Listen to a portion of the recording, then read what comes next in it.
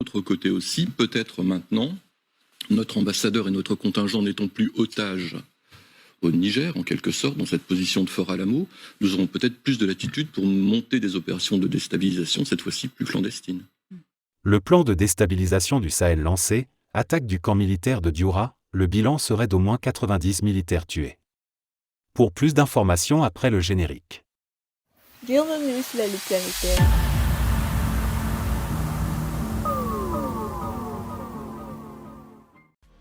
Mais tout d'abord, avant de commencer, n'oubliez pas de vous abonner et activer la cloche de notification, car cela vous permettra de ne plus manquer les prochaines vidéos.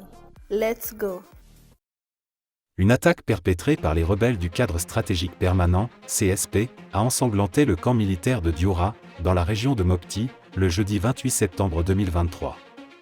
Selon le journaliste Wassim Nasser, le bilan provisoire de cette attaque terroriste est estimé à au moins 90 militaires tués, un terrible rappel des défis persistants en matière de sécurité auxquels le Mali est confronté. Le journaliste Wassim Nasser, bien connu pour son expertise des événements au Mali et dans la région du Sahel, a relayé cette tragique nouvelle via son compte Twitter, informant le monde de la gravité de la situation.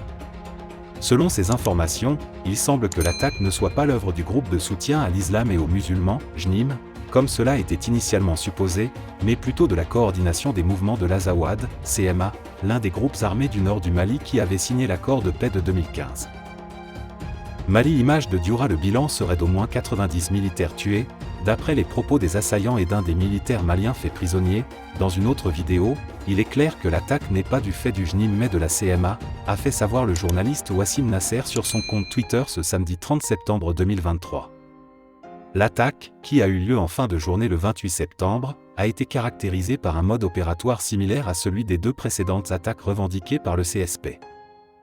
Les assaillants ont pris le contrôle du camp militaire après 2 heures de combat acharnés, puis ont rapidement évacué les lieux, apparemment pour échapper aux répliques aériennes des forces armées maliennes, FAMA. Ces attaques éclairs ont également été marquées par la récupération de matériel militaire, mettant en lumière la capacité du CSP à maintenir une pression constante sur les forces de sécurité maliennes. Le cadre stratégique permanent, CSP, est une coalition de groupes armés du nord du Mali qui avait convenu de mettre fin aux hostilités en signant l'accord de paix de 2015. Cependant, ces dernières semaines, ces groupes ont repris les armes, non pas pour des revendications indépendantistes, mais pour dénoncer le non-respect présumé de l'accord de paix par les autorités de transition maliennes.